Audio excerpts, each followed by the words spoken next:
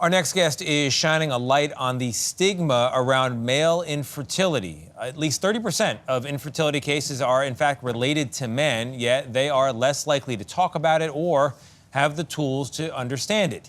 Former NFL player and now real estate developer Corey Parchman is trying to change that.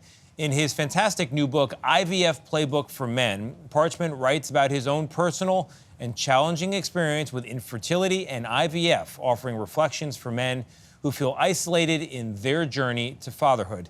And Corey Parchman joins us now. Corey, thank you very much for being here. Morning.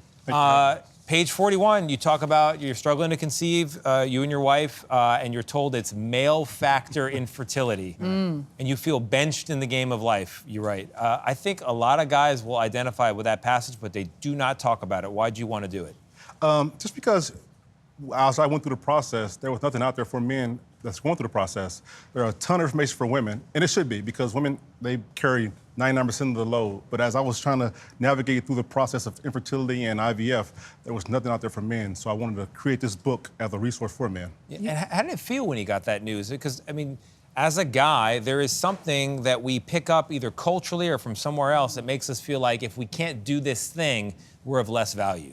I wanted to ask doctor to do a recheck. I'm like, you're not talking to me, are you? It's like, you got the right paperwork? So it's a shock when you first hear it because, you know, as you grow up, you think this is the process of having kids and it's as simple as ABC.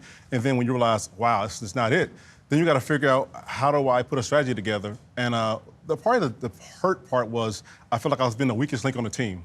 You know, I felt like I was letting my partner down, Alicia, down, and she's an amazing person, so I felt like I was a weak link when I first got the news about IVF. You and your wife, Alicia, who's here with your beautiful son, Corey, went through 5 IVF cycles over the course of 2.5 years, and you write about the challenges. What a cutie. He's so cute. I can't get over little Corey. But you write about those challenges, including miscarriages and the emotional toll it took on you and Alicia.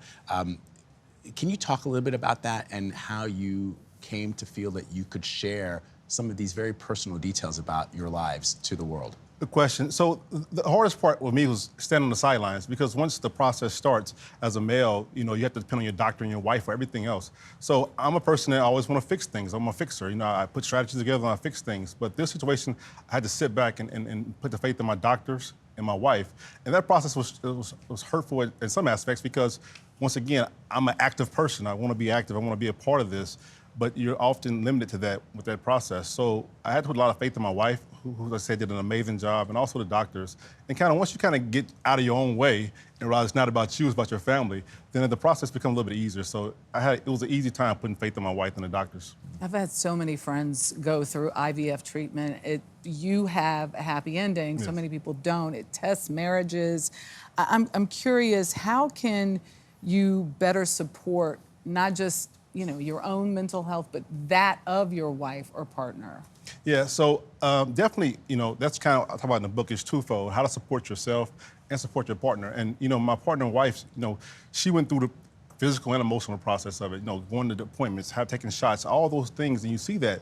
But at the same time, when you have miscarriages, it hurts you also. So you got to figure out, okay, how can I make sure I take care of my wife? And one good part about our marriage was we talked a lot. And what happened was we had an open space, and a space that was a safe space. Because sometimes you say things you may not necessarily mean, but we knew we kept it inside that room right there. And then once the day went on, we kind of forgot about it. But it's creating an open space for your partner and yourself to be able to talk about it because you're the only one that knows about it, so. Well, let's talk about friends and family, because a lot of well-meaning friends and family, once you lock down with somebody and, timing seems to be right, they want to ask questions. How's it going, huh? You trying? What's going on? And give advice. And give advice. I mean, and it can cause all kinds of feelings. So what's your advice to friends and family who are rooting for you, but maybe butt out of it?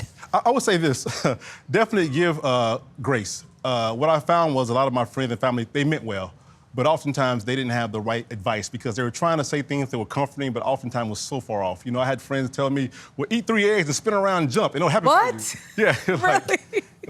Thanks for the advice, but I'm listening to the doctors. And plus, I've tried that already anyway. Corey, in the book, in your final thoughts, you write that the IVF journey is much more than just medical procedures. It's about transformation. Other than being a parent and a dad, what else has transformed in your life and in Alicia's life? Rewriting masculinity. Wait, say that again. Rewriting masculinity. Rewriting masculinity. Yeah, I thought masculine was being strong and running. It's being vulnerable it's opening up, it's creating a space for yourself to be able to express how you feel with your partner or your friends. So I want to be someone that can speak out and tell men it's okay to speak out about your feelings. It's okay to speak out about thoughts because we all have them. And once you kind of open up, you realize everyone is the same. So it's one of those things where I want to redefine what it means to speak out, what it means to express yourself, what it means to be able to open up about any problems you may have.